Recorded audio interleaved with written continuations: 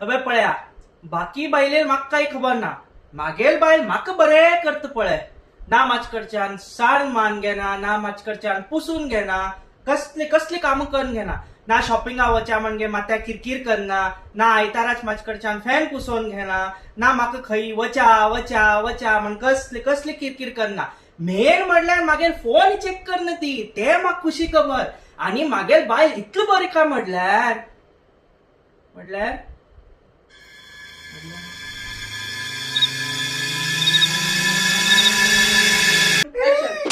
तुका सकाळी जर हांव हे लायन याद कर म्हणून तितकं सांगू तुका. विसरलो.